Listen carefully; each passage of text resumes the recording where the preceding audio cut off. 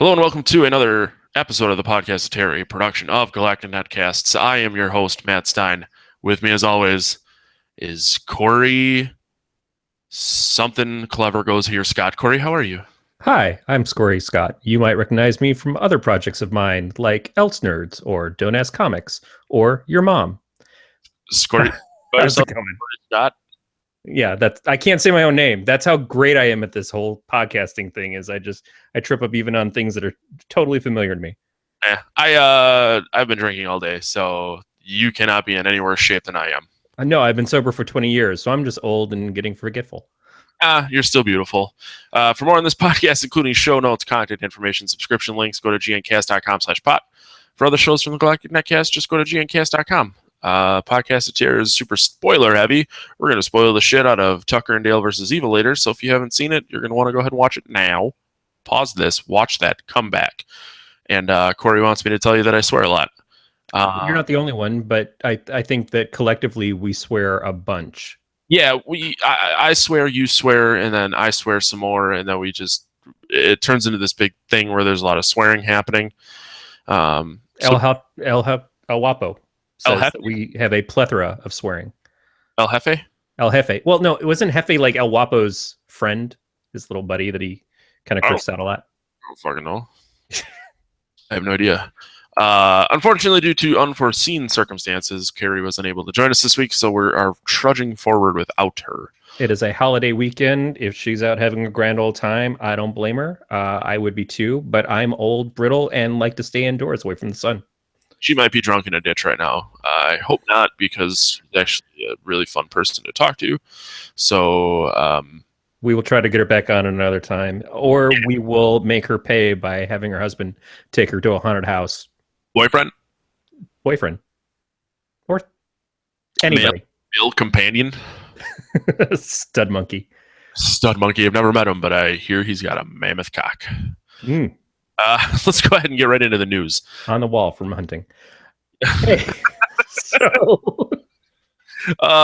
First piece of news I blame on Corey, which is actually pretty cool. You can get an Addams Family mansion made out of Legos. Well, this is to support the idea that they will make the mansion available. So Legos does this thing called Legos Ideas, and they put out potential projects, and they give people the ability to kind of pre-support the project. It's not exactly a Kickstarter, but it's similar in the idea of they don't want to make these giant sets without determining fan interest first. And this is a pretty damn cool one. The only thing about it that I might potentially take issue with is that it uses a lot of grays and blacks, which is fine because Addams Family was in black and white.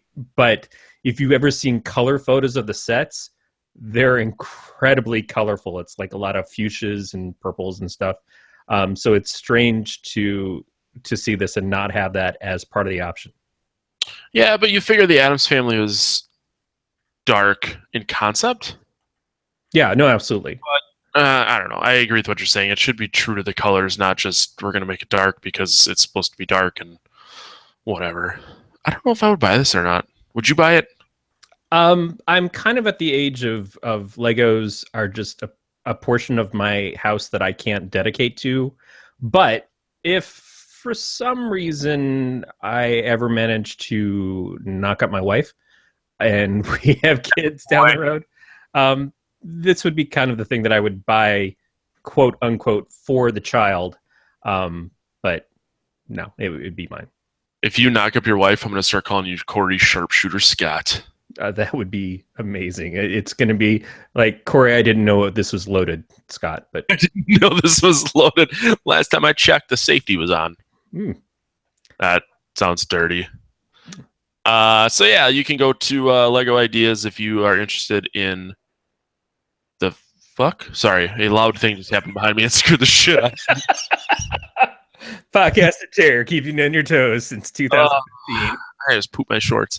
Yeah, you can go to Lego Ideas. You can click the support button, and I believe once they get 10,000 users or 10,000 people approve it, then Lego will actually go in and decide if they're going to make it or not. And they're close. They're at 8,534 right now. 686 days left. That's just, I mean, whatever. This seems likely. It's like a gimme. But yeah, let's go ahead and move on to Kevin Bacon. A side of bacon. Thank you, sir. May I have another? So, iHeart.com tells us that Kevin Bacon will return in a 10-episode Tremors series. Somebody tweeted at Bacon, probably on one of those, ask me anything about my nuts things. And they said, would you ever do another Tremors? And he said, oh, yeah, we're working on a 10-episode series of it right now. I'd love to do more Tremors. And I could not be more excited about this. I'm curious to see what happens. Yeah, the original Tremors is a really good movie, and then the subsequent 7 that followed were not very good. I mean, changing characters, going down the line. We had Michael Gross kind of take over the series from 3 on. Mm-hmm. It was fine. It was just, it didn't match up to that original caliber of film, but that original caliber of film was just kind of silly, over the top things with giant sandworms. Right. It was fun. I think it's a fun movie. It's a fun series. I think that it's great that he would be interested in coming back to it. It was one of the first popularized creature horror slasher type movies that I remember. I'm not saying that it is the first. I'm just saying that was the first one I remember where like a creature is the basis of evil. I actually, one of my best friends in high school, who I'm still very good friends with, his mom used to sit in the kitchen and watch these. She would watch like Tremors and spiders and anything involving some sort of creature that would fucking murder people. All over that shit. Yeah, and I mean, this is kind of what the Sci-Fi Channel has been for the last 15 years or so anyways, is these kinds of movies, knockoffs of them, or in some cases, the actual sequels have been straight to sci-fi. But it's definitely that creature of the film is the basis of it. And you can go into things like Lake Placid and a bunch of other things that have just been like, here's some giant monster for some reason that is, it's the characters that are around it that make it interesting. So there's not a lot to it. Would the adult version of Lake Placid be Lake Flaccid? Well, the very adult, the Lake Take a Pill. And, the geriatric version of Lake Placid is Lake Flaccid. Speaking of Donald Trump. Yeah, so these are some... I mean, this is not that far from Maximum Overdrive, which was a bunch of people kind of trapped in a place out in the desert. And then you get to things like Legion as well. It's almost the same story of people kind of trapped in this place. They're far away from the rest of society and dealing with creatures that are trying to kill them or eat them or run them over or spit toast in their face. Feast was another one that was similar to that. So it's a pretty simple concept, but it's got Kevin Bacon, and that makes it awesome. Everything's better with Bacon. It'll be an easy way to link back in my 6 degrees of Kevin Bacon Oracle. Jesus. You should find a new hobby. I thought that's what this was. Hey, so finally, our last story is from Dread Central, which is Bill Moseley, Kane Hodder, and Michael Berryman crawl from the Shed of the Dead. We just recently had Derek on here, who got his Indiegogo funded for the Kane Hodder documentary, which is fantastic. Super happy for them. It was, I don't know if you paid attention to the end, but it was like in the 23rd hour is when it finally got funded. Yeah, and that's sometimes how those things go. They get just shy of it, and then at that final hour or so, there's a big push where everyone's like, oh, I was kind of hesitant. I wanted to see if it was going to succeed or not before I really dedicated myself to it. And now it looks close enough that, yeah, I can be the one who maybe gets the glory of saying, I made it happen.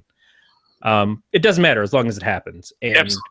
Couldn't have happened to a better guy than Derek and, of course, Kane Hodder himself. So, but that's not all that Kane Hodder is doing. Even if you watch things where he says that he's retiring from horror on YouTube and then find out that he's a dirty, dirty liar. And then just fucking murders someone. Honestly, I was watching that and I thought to myself, like, maybe I can see where he's coming from. And then complete switch where he's like, fuck you, and I'm a fucking liar, and just breaks the guy's neck. That got me good right in here. Yeah, it's like Robert Englund coming out and saying, all I'm going to do from now on is romantic comedies. which I could see. I would actually love to see that. Freddy Krueger in a romantic comedy. Me too. Well, there was that scene in Strangeland where Robert Englund was trying to bang his wife and watching the porn, and then his dead wife is dancing in front of him. He's like, "Oh, you're turning me on. Oh, yeah. You're me so hot." Yeah. Okay, I canceled it out. I don't want to ever see him in his own face. I do. All right, but synopsis for this movie is character named Trevor is between jobs, and he spends his day avoiding his nagging wife by hiding out in his allotment shed and painting figurines for his war games. So it's like Warcraft or Warhammer, I guess. With his friend Graham, and dreaming of his heroic alter ego, the battle mage Casimir the Destroyer. So it's kind of like a mix of RPGs and horror, and I think it'll be okay. It's funny because they use both names for my penis, the Warhammer and the Casimir Destroyer. Mine is just lonely. Sorry. Tell Aaron to change that. I was gonna lay baby pipe. Who do you think named it? So I don't know. There's not a lot to tell about this movie other than the fact that it's kind of like a mix of RPG nerds and horror nerds, and that's kind of both in my wheelhouse. I'm excited for this, and it's got Kane fucking Hodder in it. Yeah, he seems to be doing a lot of stuff lately. I don't know that there was ever a point that he wasn't doing stuff, but he's getting a lot of attention right now, and I think that's good. He's someone who deserves the attention. I'm sorry, I'm looking up his IMDb real quick because I need to get to the bottom of this.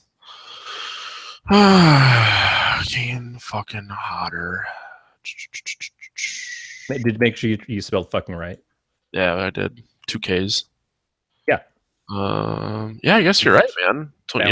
Consistently. I don't know how far back to even go, but I didn't realize Hatchet 2 just came out in 2010. Yeah, we haven't gotten to the Hatchet movies. In fact, I've not actually seen them, so we should definitely do that. That'll go on the schedule. And I do want to see Old 37 as well. That's the ambulance one. Yep.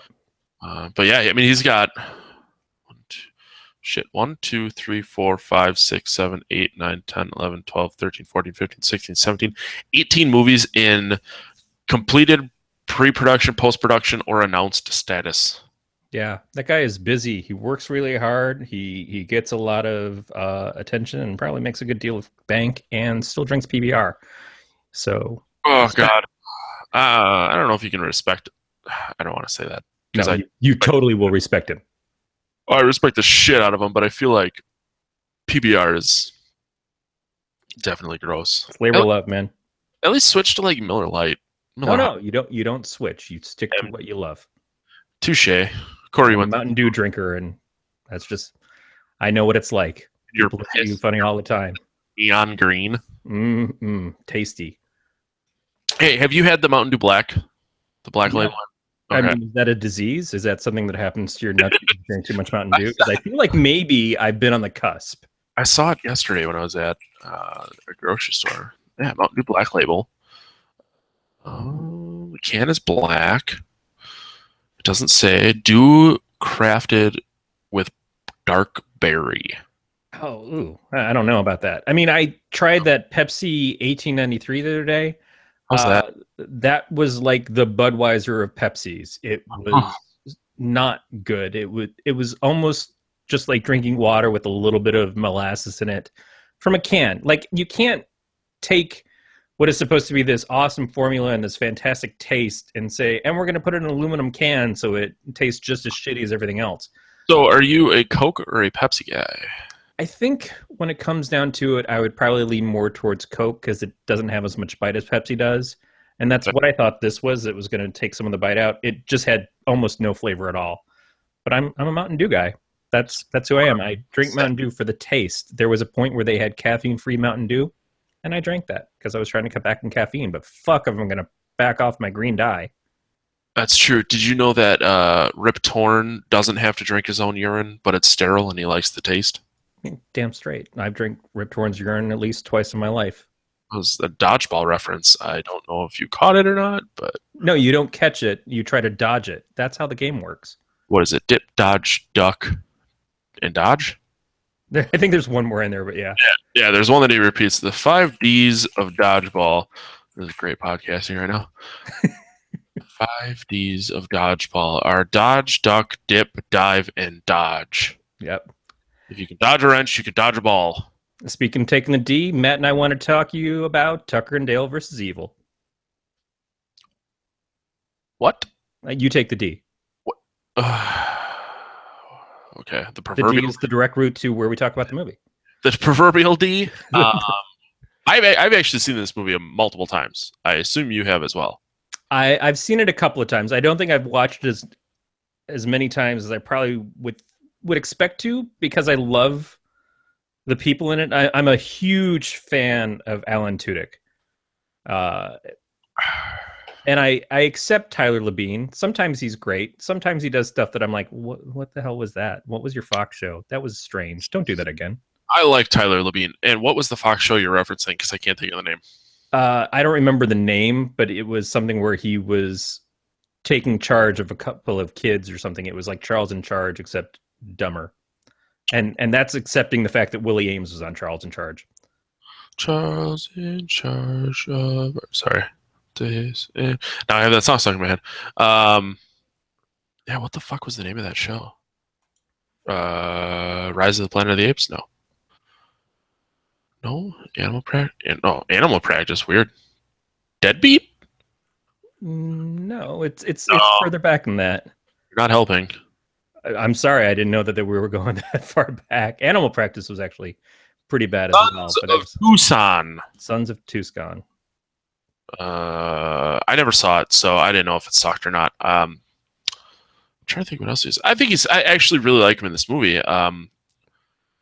I think his like lovable fat idiot look and persona play really well for obvious reasons. Yeah, I mean, it's kind of like, do you want it to be your only shtick? He's done some other stuff. He was the best friend in the Mad Love series. That was also pretty bad. I liked him on Reaper, though. Yes, and that's what I was just going to say. I actually really, really enjoyed Reaper, which may be a surprise because I don't know if a lot of people really like that movie or not. Yeah, I feel like Reaper is something that we should maybe check out and do a watch through for the show at some point too. I would totally go back and watch it. Part of me is happy it stopped being a thing, and part of me wished that it was still a thing. Yeah. But as far as this thing, in particular this movie, Tucker and Dale vs. Evil, talk to me about it. The first time I watched this movie, I had been talked into seeing it, so it was not like something that I stumbled upon, something I was really looking forward to. But it's just really funny that they show like both sides of what's happening, like how these two idiots are just trying to fix up a cabin. And like these kids think that they kidnapped their friend and they're going to kill him and all this shit. And probably my favorite line of the movie is when Dale's talking, he just goes, "There's all these college kids who just keep killing themselves all over the woods." And I'm like, that line like is the epitome of just how inept they are to what is actually happening. And I don't know, he just plays such like a lovable dope.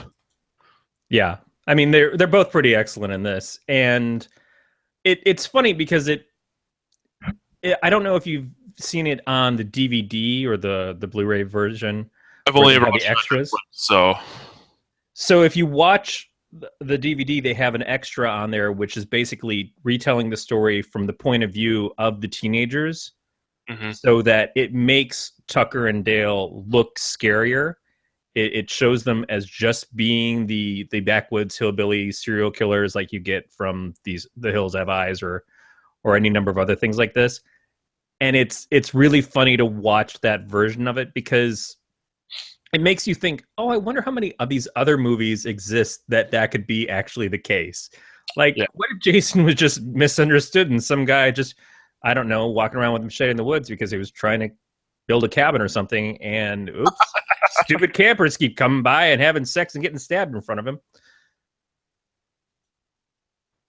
That's really funny. Sorry, I think But yeah, and I think that could be the case for any number of movies. Like they if the killer didn't actually kill anybody in the movie, or you didn't see anyone get killed, like how many of these could just be a big misunderstanding? Yeah. And I think that's kind of the basis of the movie, especially like with the cop. That scene is really funny, where all the college kids are sitting in the car and they're like, "Don't go there," and he just like leans on a board and something falls and hits him in the face, and that's how he dies. And then the guy who is basically like it turns out at the end, the son of the serial killer that he's all pissed off about, and he's in the cabin with his friends, and he's yelling, "We can't take them seriously. We can't, they're trying to kill us. They're doing all this evil shit." And then he basically causes all his friends to die in the cabin. Yes. Yeah. A lot of this is about, wrong place, wrong time. Maybe a little bit about prejudging people based off of looks. It's got a real message. What kind of a message does it have, Corey? It's telling you not to judge a book by its cover. I could see that. I mean, I don't think that's really what they were going for, but I could totally see that as being like the underlying backstory to this is that, you know what? Maybe everything's not as bad as it sounds. The Sesame Street version of this is that, you don't prejudge new people just because they seem a little different. You're all okay, except for Elmo. Elmo's going to touch you in inappropriate ways. Yeah, Elmo is. He's going to get you. But like even the Allison, the girl that they pick up who falls because they make noise while she's trying to skinny dip, and they freak her out and she hits her head. At first, even she's like, "Oh, why do you have me here?" And then Dale's inability to like explain to her why they picked her up or whatever. She freaks out and then realizes like, you know what? There's just a normal guy. And yeah, I mean, she's part of the group when they run into them at the store first. Yeah. And which how funny is that? Where he just wants to pick up the hot blonde, and he just is fucking standing there with like a big sickle above his head. That's sort of the thing, is that we all kind of have our own worlds that we're in. Yeah. And sometimes we see people from that other world, and we're like, "Oh yeah, I want to go over there and just be part of that for a second," or I want to meet that person over there, and we forget the weird things that are normal to us, and how much that puts off anybody who's not a part of that. Oh, absolutely. What's normal to me may not be normal to you or normal to someone else, so it could be easily perceived as weird or different or scary. Well, the world don't move to the beat of just one drum. What might be right for you may not be right for some. Don't say too much more. We may end up in a copyright infringement battle.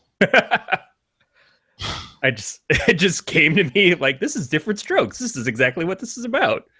Take different strokes to move the world. We gonna do an episode on Different Strokes? Yeah, I will find you later on in the back room of a bike shop with a guy inappropriately touching you. Oh boy. So there isn't like a ton to really talk about. This movie is super cut and dry. It's very good. It is very funny, but it's just very cut and dry. It is what it is, and there's no real big plot twists. There's just the douchebaggy college guy. What is this? Chad? Right? It's got to be a Chad. It's always a Chad. Fucking Chad. Fucking Chad. Except for Chad from Scream Queens. He was awesome. Yeah, he was funny. So a couple of things about it is, one, it does take you into this maybe a little bit faster than what could achieve full humor. We find out pretty fast that Tucker and Dale are not evil. Right. And that they're just misunderstood guys. But it does at least keep you laughing by, like, even as people are dying, they're starting to realize, like when the guy is running through the woods and Tucker is running from the bees and he's got the chainsaw and he's running and hollering and stuff because the bees are chasing him and stinging him. And the other guy is running from him, and then he notices that Tucker is passing him by and he's not being chased until he runs into what is essentially a big spike that goes through his chest. He starts to realize, oh shit, maybe I misunderstood these. Go, and then he's gone. Yep. But that moment of realization is what makes this work. Is that, oh, we fucked up, and now I'm dead. Yeah, and that's that's kind of what makes it. You know what I mean? Yeah. And the fact that the one guy from their group who is kind of egging the whole thing on the entire time, like, oh no, they captured her, and oh no, they're going to kill her, and they're killing us and everything else. He's so fucked up himself. Like, he almost practically rapes Allison more than once. And it's determined that they're meant to be together. We're so much better than all these other people. And his outlook is just super shitty. And part of it may be because of the story of his mother and his father being attacked by these people in the woods before he was born. But part of it may be hereditary because his father, it turns out, was the psycho killer. In any respect, he's the monster. And so it's a good role reversal. But it is kind of like, that's where we get the payoff. Because if it was just, oh, we have to wait until someone figures out that Tucker and Dale aren't bad people, the rest of the group probably would have figured that out on their own. It just keeps getting subverted by Chad. Fucking Chad. And just how stupid all these know-it-all teenagers are too. I think that's the other part of it. It's like they're sitting there and they're outthinking the problem, like making it into something that it's not, because they all think they know more. And then as they're sitting there and one of them gets the other one in the face and then sets himself on fire, and then the girl's lighting a cigarette instead of getting away from where all the flammable materials in the cabin. It's just a beautiful bunch of stupid. Yeah, and that's the dumb humor is what really made the movie the best to me. And I know that they're making another one. I don't know where it is. I mean, they said 2 years ago that they were making it, so I'm not sure. This is to the Googles.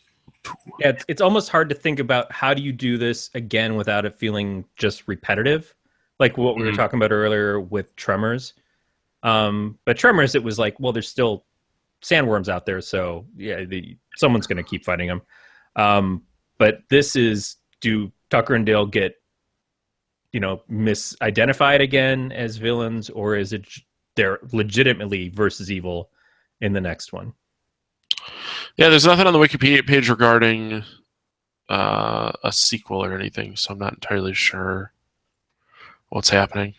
I mean, I totally would. I would love to see another one. It'd be cool to see a second one, but I don't know if it's necessary, and a second one could ultimately ruin the first one.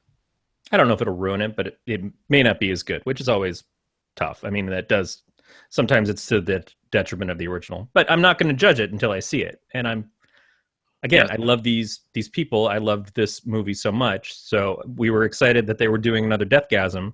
Mm-hmm. How much more can you do with Deathgasm? I don't know, but I'm going to fucking watch the hell out of it. This is sort of the same thing. That was a little more cut and dry, though. That was, a demon was summoned. They fought the demon. This is more a big misunderstanding. Yeah. So how can you really have another big misunderstanding that doesn't make the story stupid sounding? So it sounds like Home Alone 2. Lost in New York. Keep forgetting our fucking kids somewhere. Not even different kids. We got a whole bunch of kids, but it's that one little bastard that we keep ditching on purpose. Tucker and Dale versus Evil 2. Lost in New York. Oh man, if they go up against fucking the pigeon lady? No, I was going to say Macaulay Culkin.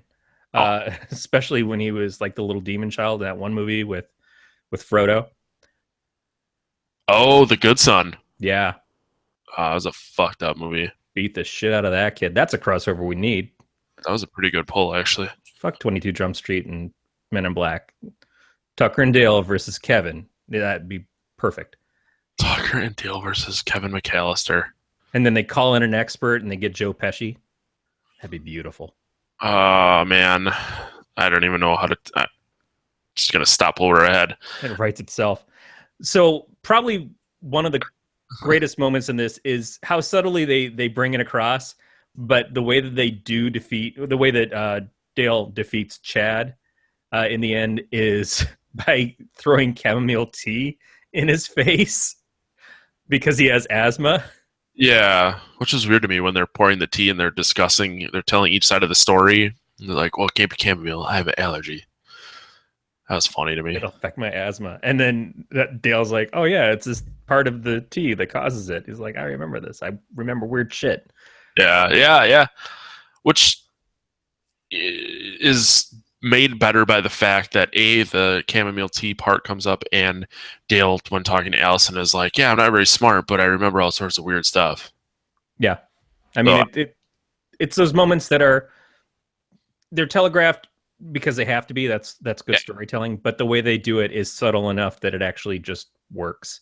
Yeah. It's not so stupid like, oh, we just threw this in here and now you have to the Chekhov's gun thing. Yep, completely agree. Amen. Hallelujah. Holy shit. Where's the Advil? So do you want to rank it? Yeah, let's rank it. I didn't know if you had anything else to say, so I don't want to cut you off. But as always, we'll rank it on rewatchability, story, and the scariness. Rewatchability, I'm going to go 5. It's a lot of fun. It is. It is. It's a great deal of fun. What are you going to go with, buddy? I'm going to go 4, but I will say that we were going to do the show last week and things got postponed. Yeah. And I had watched the movie last week. I almost put it on last night to rewatch it again, not even needing to, but just because I'm like, I could watch it again. Yeah. I actually, and it worked out because I didn't get a chance to watch it before last week, so I totally would have went into it off of memory. But like you said, had I watched it last week, I probably still would have watched it again this week, just because it is a really fun movie. Yeah, I mean, it's a great one to, if you want a double feature, do it with Cabin in the Woods. Yeah, I never really thought about that, but yeah, that's a very true statement. Let's see here. Story, I'm going to give it a 4 as well. I mean, it's not super in depth, but I think it's so well written and compelling that, yeah, I had a good time with it. Yeah, I'll go 4 as well. It's not like a bulletproof story, but it's really good, and I at no point was I thinking that it was dumb. Scariness 1. Yeah, there's some good gore, but nothing's really like scary in my opinion. Yeah, it's not super scary. You're not really. I don't know that you have any empathy for the teenagers that are dying, which in a lot of the classic slasher flicks you don't anyways. But in this, like, I think the worst I felt was probably Tucker getting stung in his face and getting his fingers cut off. Tucker had a bad day. Tucker had a bad day, and then Dale gets to go on a date with Katrina Bowden. The hot blonde. Totally ill-balanced there, but yeah, it's all okay. I was worried for the dog. Me too. That was a cute dog, man. It was a really cute dog. Love dogs. But yeah, I agree that Tucker had a rough day. Real rough day. And then he gets the chick's finger sewn back on at the end of the movie. I'll do fine. Does that look right? Oh, yeah, that looks good. You just keep taking your drugs. Yeah, absolutely. Yeah, so 1 scariness for me as well. Yeah. Nothing wrong with that. But man, don't let any of those scores fool you. It is a fun-ass movie. Yeah, like overall, I would easily give this movie like a 4, 4.5 if we were doing just a blank out of 5. Yep. But yeah. Okay. Yeah. So where can people contact us? Fuck, I moved it. All right. Well, you can contact us by leaving a voicemail at 805-328-3966 or email us at pot@gncast.com, or you can leave us a message on the website. There is a way to do that. We like to hear from you. We've been getting some great emails lately. We received one a while back and just haven't had a chance to catch up. A friend of mine, actually, Maggie, who is a listener to the show, has said some very nice things. Had some great discussion about the one that we watched with the deaf woman in the woods. What was that called again? Hush. Hush. Yes. She had some very interesting things to say about that. As a woman who is prone to be attacked. What was the one before that we did that was the independent film with Gary Yap?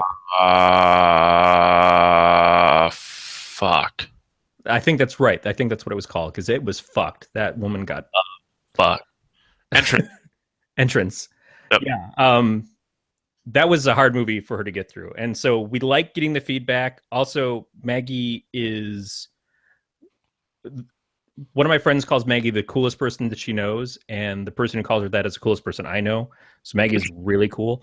So it was nice to get an email from her. But we like emails from everybody. We've gotten stuff from Lucy and from Martin. Yeah. Both of whom I think are scheduled to come on the show at some point. Yep. Yeah, we've gotten a lot of really great emails. So if we forget to mention it, I'm really sorry. Just we've been scheduling a lot of episodes like weeks out and recording them weirdly in advance. So it's not that we don't love you. It's just that I'm a poor planner. We're very forgetful. I think we established that at the beginning of the movie. Yeah. My name. But you can follow the show on Twitter and Instagram at Podcast of Terror, and also subscribe to us via iTunes, Stitcher, Google Play, or whatever podcatcher that you use. We should be on those. And all the subscription links can be found at gncast.com/subscribe. And you can also join our Facebook page if you look up Galactic Netcast on the Facebook. Matt, where can people find you specifically? So you can find me specifically on Twitter and Instagram at Matt the Lifeguard. How about you, Corey? Well, before we get to me, I want to ask you, Matt, your band, John the Lifeguard. Mm-hmm. I believe you have some other projects coming up as well. Yeah, yesterday we recorded episode 0 of a new podcast called Rounds and Breakdowns, which is a metal and an MMA podcast. I don't know when it's coming out. It was just kind of our beta episode to see if it was going to work or everything. And yeah, that'll be on Blazing Caribou soon.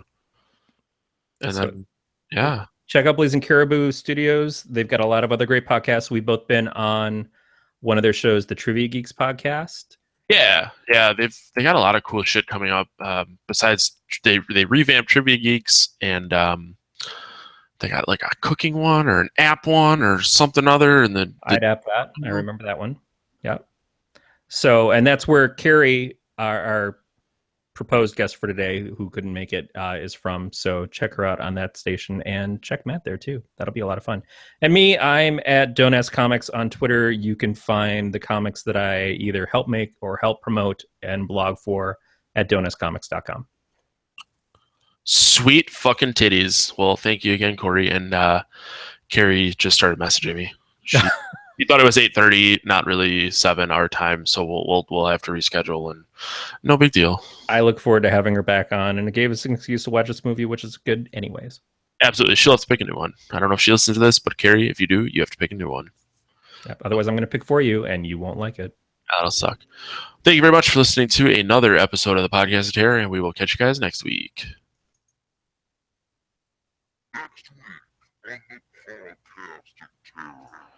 Next week, we're going to be watching the movie Exists. It's a Bigfoot movie or some shit. We will be having a guest, Martin Cortez, who's he's just a buddy of our show. Yeah, he doesn't really do any podcasts or anything. Just all around nice fucking guy. So we're going to have him on the show. We like nice guys, and we like big feet, and we cannot lie. Yeah, it'll be really interesting. I'm looking forward to having him on, so it'll be a fun time. We met him through having Matt Vincent on the show. So, yeah, titties. So thanks again, and we will catch you guys next week. Stay scary, everybody. Sweet. All right. Oh, shit, we're still on YouTube. Sorry, YouTube. I just burped in your face. Bye.